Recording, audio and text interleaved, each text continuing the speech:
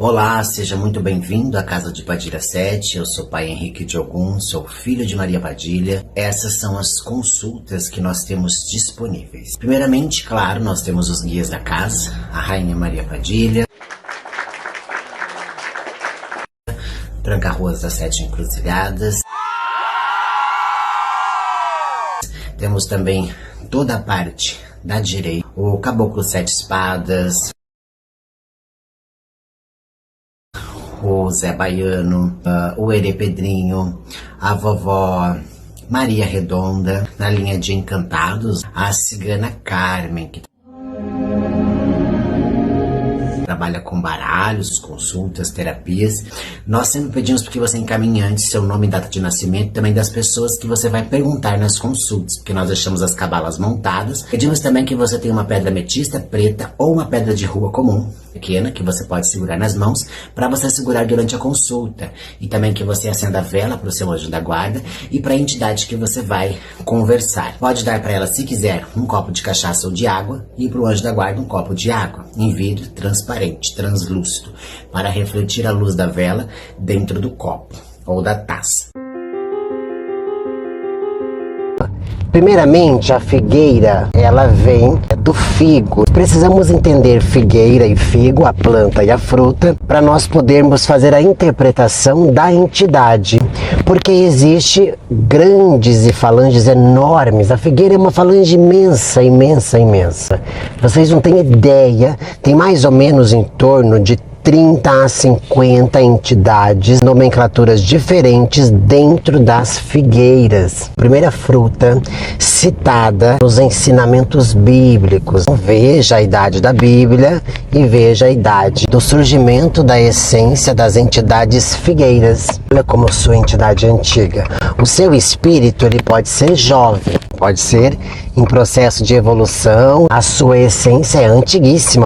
De trabalhar com essa linhagem figueira, significa que ele passou por muita evolução. Não é quem morreu há 10 anos atrás. É um Egum muito bem evoluído. Antes que vocês critiquem a história do Egum, Egum é aquele espírito que passou pela terra, já foi carne, então é Egum. Você tem que estudar muito, você tem que conhecer todas as religiões, porque veja como a figueira está presente em muitos sentidos da vida. Falamos da Bíblia, ok, então quem usa a Bíblia? Cristianismo.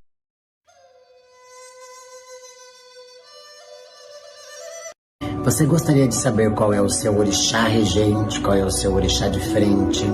Porque existem grandes diferenças entre os orixás e nós sempre temos mais de um. Nós somos o complemento de vários elementos, através da sua numerologia, que seria a sua data de nascimento exato, o seu nome completo, para especificar para você o que você pensa, quem é o orixá de ação, de pensamento, de atitude, qual é o orixá de profissão, qual é a sua linha pactual, regressão apométrica, define para você o que você é e a força que você tende a ter e agir nos seus caminhos. Você consegue entender tudo sobre a sua vida, coisas do seu passado, coisas do seu futuro, porque se determinadas coisas acontecem na sua vida, nós descobrimos na regressão cabalística os guias que você vai trabalhar e juntamente com a regressão, definindo para você os seus orixás e as posições que eles correspondem através da numerologia e também as entidades que vibram sobre os seus caminhos.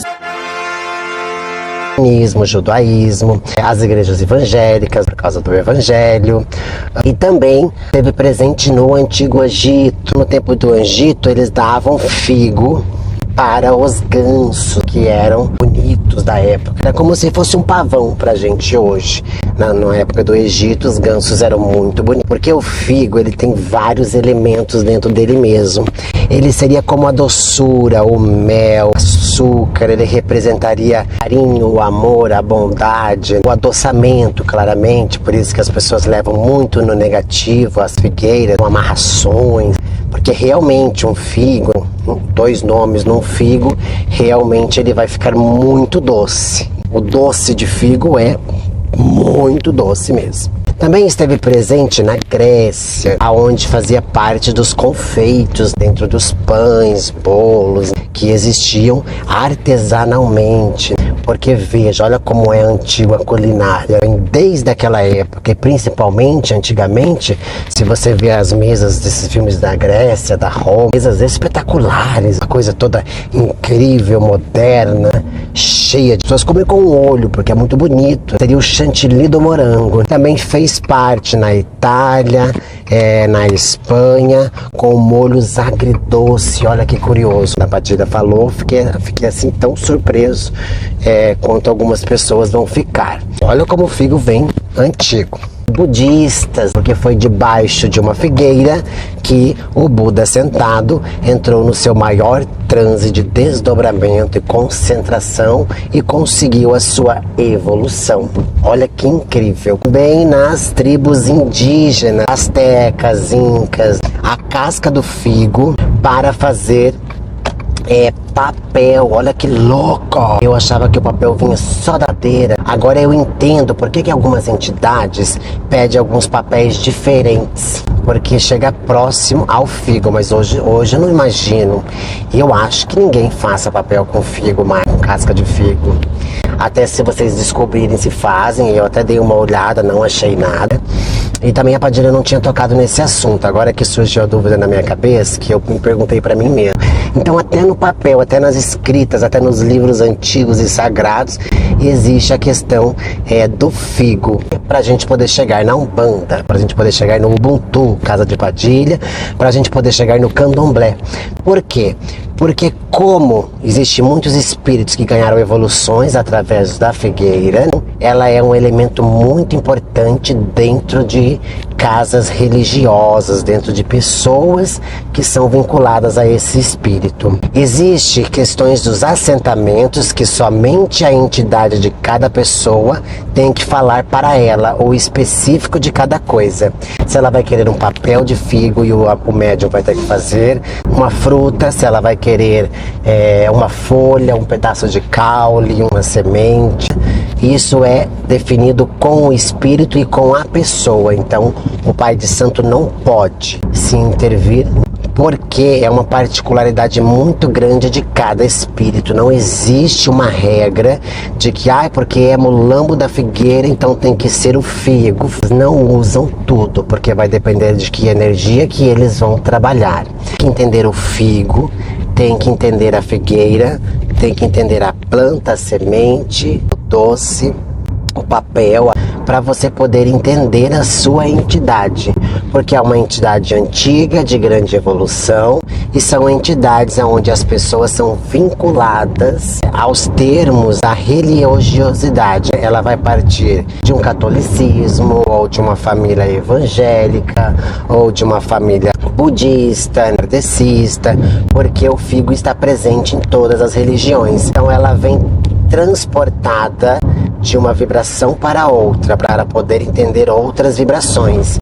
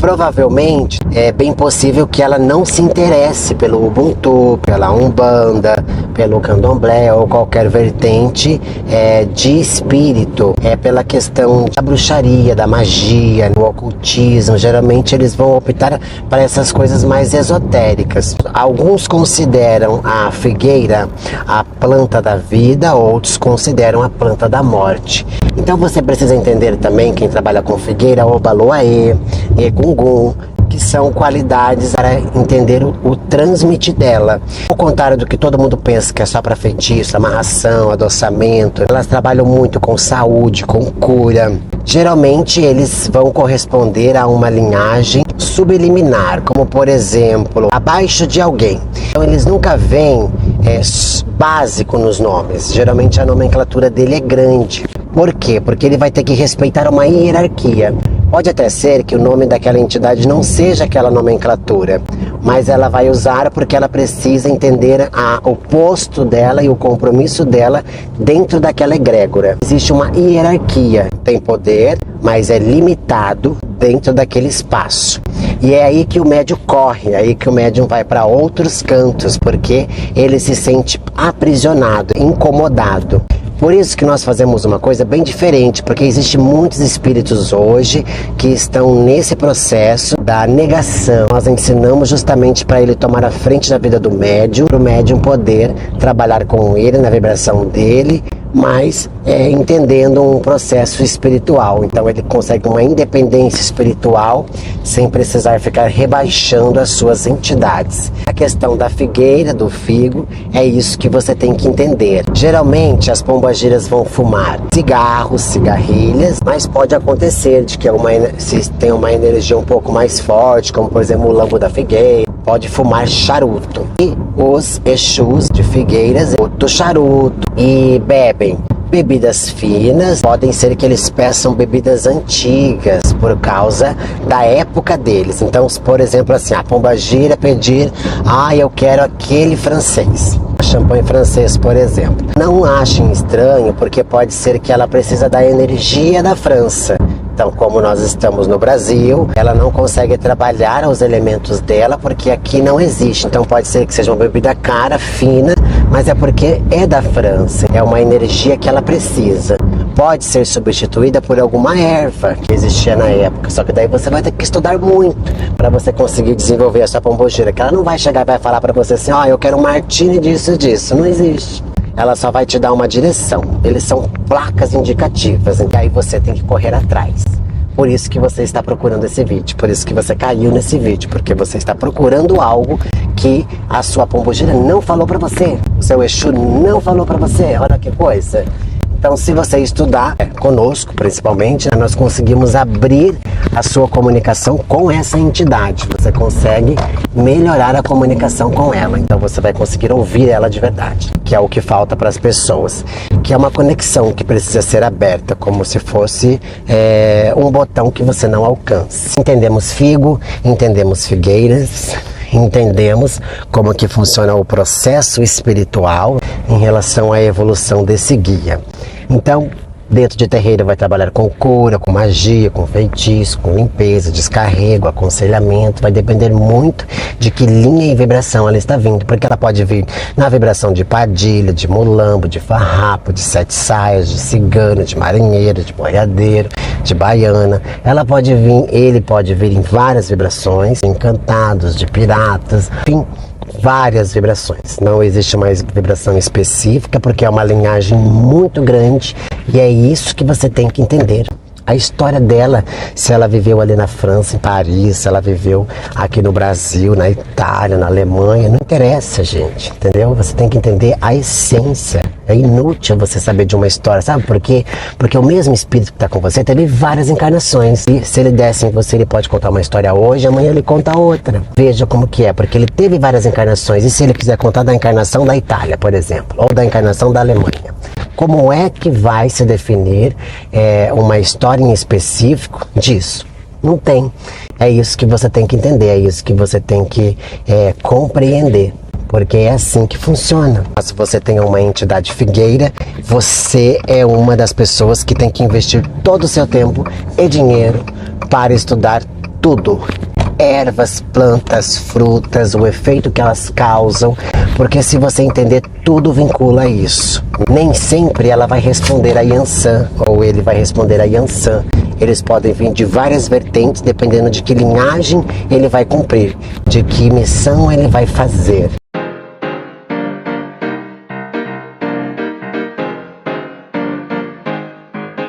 As terapias alternativas, que são essas fora do convencional, porque o convencional que a gente diz é o psicólogo, os medicamentos em relação ao psiquiatra, e o que acontece? Se você vai para um psicólogo que não seja um bandista, se você é um bandista, por exemplo, o psicólogo vai te mandar para um psiquiatra.